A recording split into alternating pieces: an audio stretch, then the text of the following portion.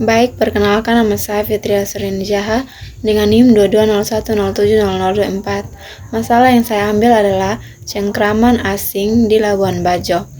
Kasus cengkraman asing di Labuan Bajo adalah fenomena yang terjadi di kawasan pariwisata tersebut.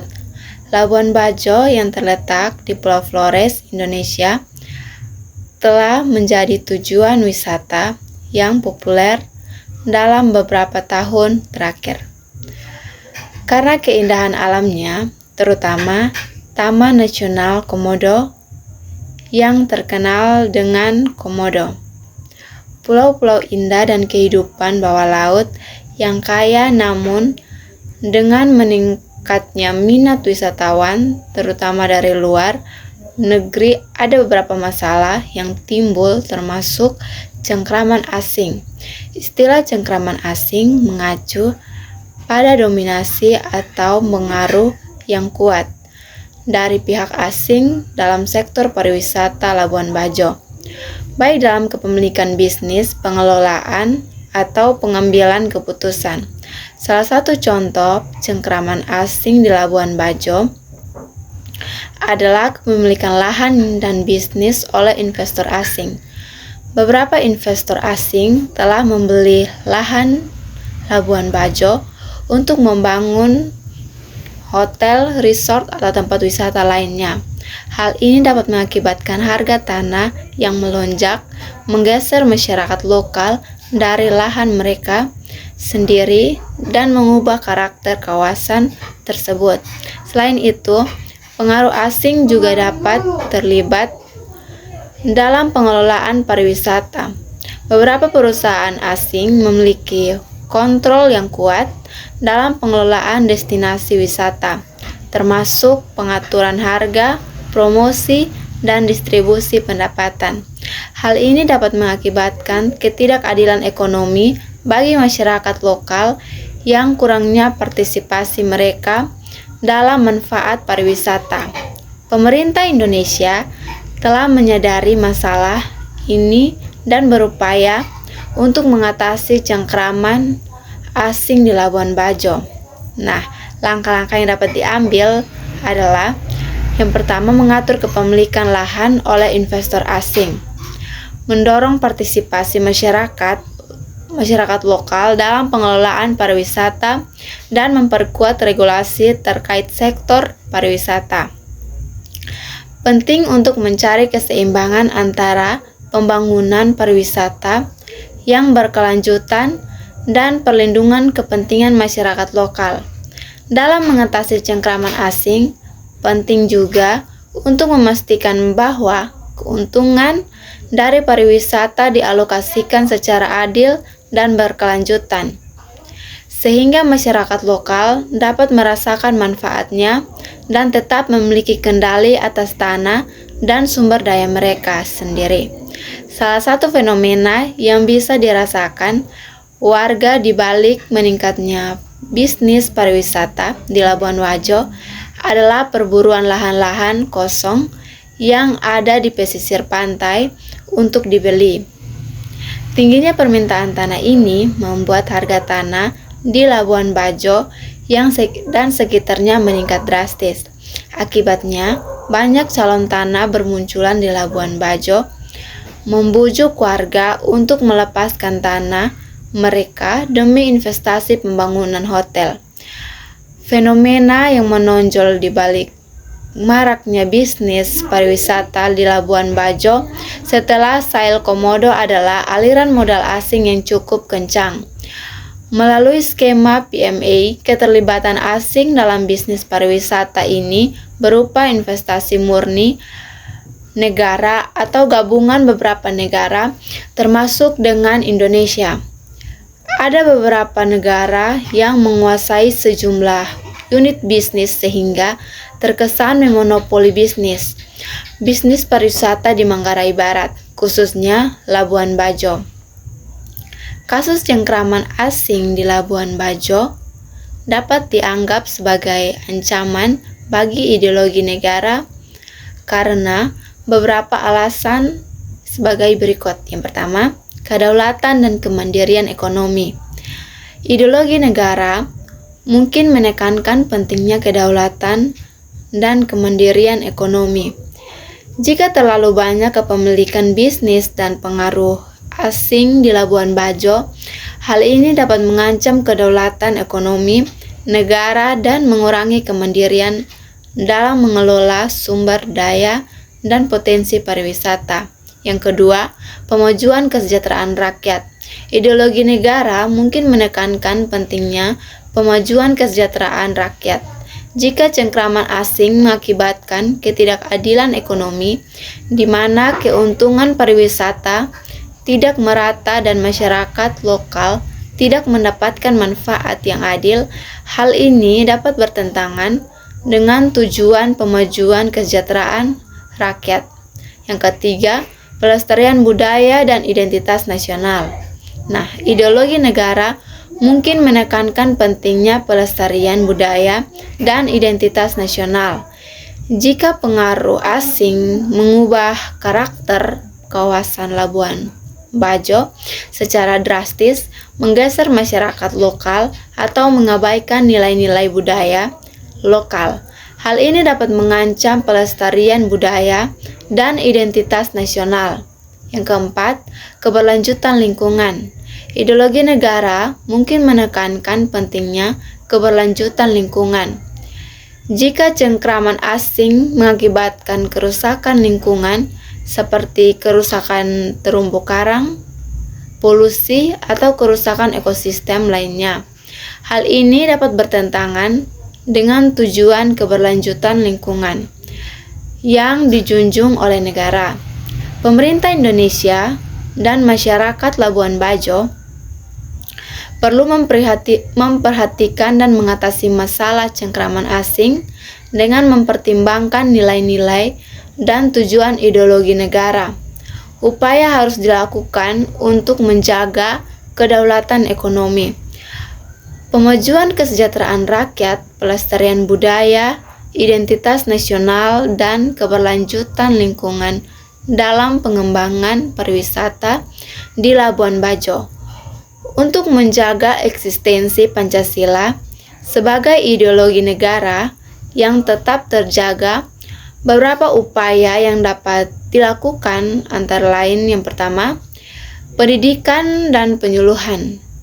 Pendidikan dan penyuluhan tentang Pancasila harus ditingkatkan di semua tingkatan, mulai dari pendidikan formal hingga non-formal. Hal ini dapat dilakukan melalui kurikulum yang memasukkan nilai-nilai Pancasila, pelatihan untuk guru dan pendidik, serta kampanye penyuluhan kepada masyarakat secara luas. Tujuannya adalah untuk meningkatkan pemahaman dan kesadaran masyarakat tentang Pancasila sebagai ideologi negara. Yang kedua, implementasi Pancasila dalam kebijakan publik. Pemerintah harus mengimplementasikan nilai-nilai Pancasila dalam kebijakan publik. Hal ini dapat dilakukan dengan memastikan bahwa kebijakan-kebijakan yang diambil selaras dengan nilai-nilai Pancasila, seperti keadilan sosial, demokrasi, persatuan, dan keseimbangan antara hak dan kewajiban. Yang ketiga, pembentukan lembaga dan organisasi yang mendukung Pancasila.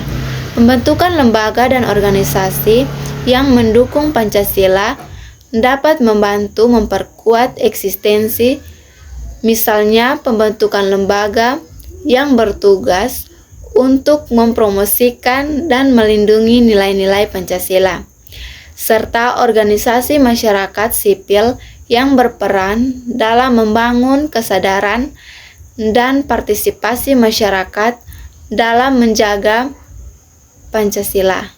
Yang keempat, pengawasan dan penegakan hukum. Pengawasan terhadap pelanggaran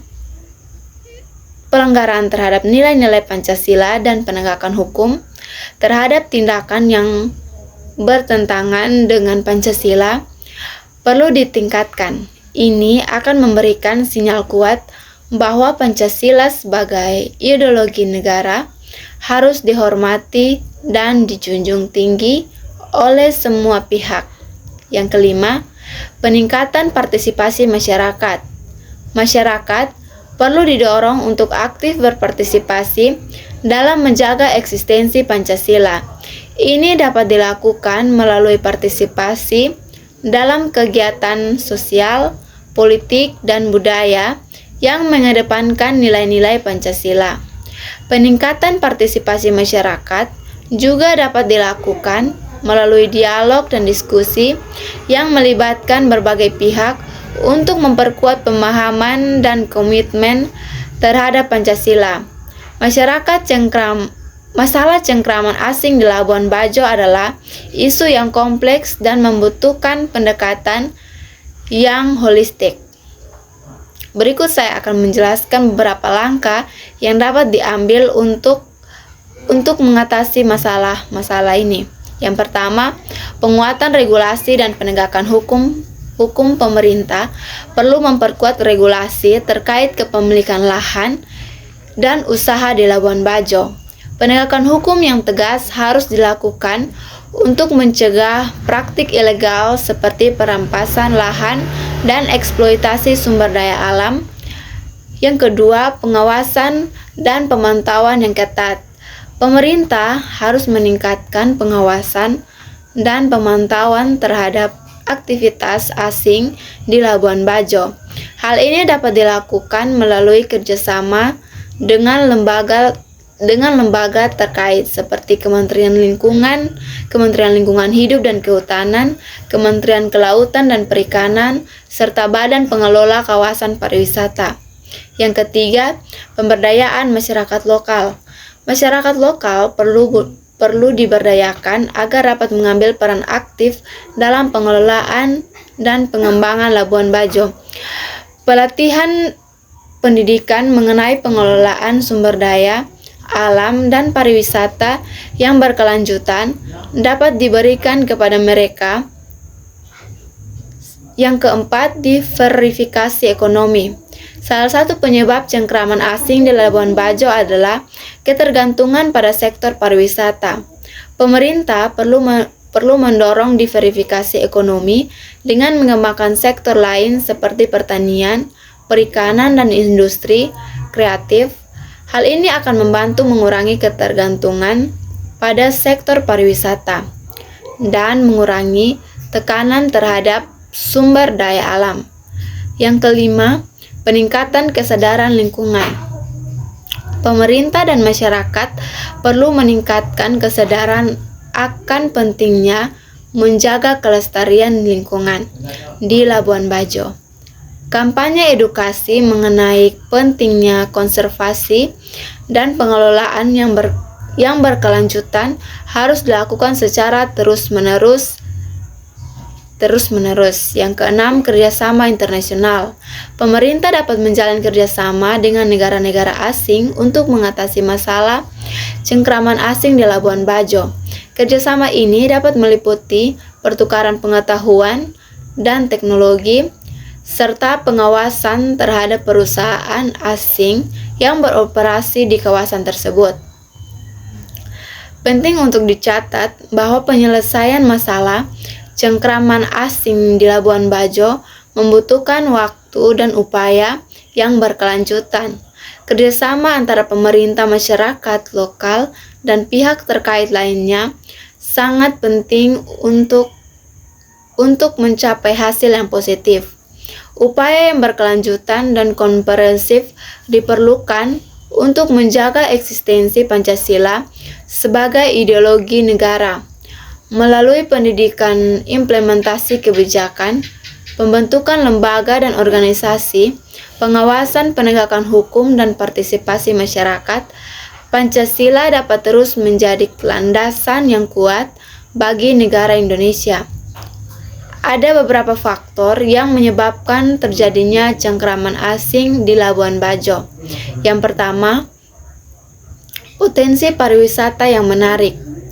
Labuan Bajo memiliki keindahan alam yang luar biasa, terutama dengan keberadaan Taman Nasional Komodo dan Pulau Komodo yang menjadi habitat bagi komodo. Hewan purba yang dilindungi. Potensi pariwisata ini menarik minat investor asing untuk mengembangkan infrastruktur pariwisata seperti hotel, restoran, dan fasilitas pendukung lainnya. Yang kedua, kurangnya regulasi yang kuat. Sebelumnya, Labuan Bajo belum memiliki regulasi yang kuat dalam mengatur kepemilikan lahan dan usaha di kawasan tersebut. Hal ini memungkinkan investor asing untuk memperoleh lahan dengan mudah dan mengembangkan usaha mereka tanpa batasan yang jelas. Yang ketiga, kurangnya pengawasan dan pemantauan. Pengawasan dan pemantauan terhadap aktivitas asing di Labuan Bajo belum optimal. Hal ini memungkinkan praktik ilegal seperti perampasan lahan dan eksploitasi sumber daya alam terjadi tanpa terdeteksi atau ditindaklanjuti dengan tegas dan ketergantungan pada sektor pariwisata. Labuan Bajo sangat bergantung pada sektor pariwisata sebagai sumber pendapatan utama. Ketergantungan ini membuat kawasan tersebut rentan terhadap pengaruh dan dominasi asing. Karena investor asing melihat peluang bisnis yang menguntungkan di sektor pariwisata. Yang kelima, kurangnya pemberdayaan masyarakat lokal.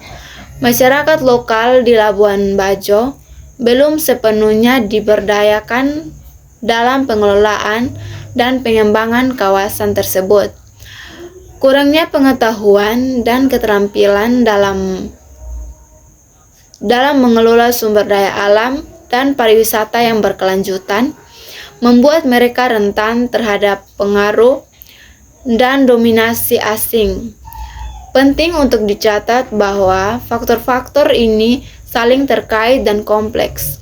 Untuk mengatasi masalah cengkraman asing di Labuan Bajo, diperlukan pendekatan yang holistik yang melibatkan penguatan regulasi, peningkatan pengawasan pemberdayaan masyarakat lokal, dan diverifikasi ekonomi jika Labuan Bajo dikuasai oleh investor asing. Beberapa konsekuensi dan dampak dapat terjadi, termasuk yang pertama, perubahan lanskap pariwisata. Investor asing mungkin mengembangkan infrastruktur pariwisata baru seperti hotel, resort, dan pariwisata reaksi lainnya. Hal ini dapat mengubah lanskap fisik dan sosial Labuan Bajo secara signifikan. Yang kedua, kontrol ekonomi asing. Investasi asing dapat mengakibatkan kontrol ekonomi Labuan Bajo jatuh ke tangan pihak asing. Perekonomian tersebut dapat lebih bergantung pada keputusan dan kebijakan investor asing yang dapat mempengaruhi mata pencarian, harga properti, dan distribusi pendapatan. Yang ketiga, peningkatan kesempatan kerja dan pelatihan.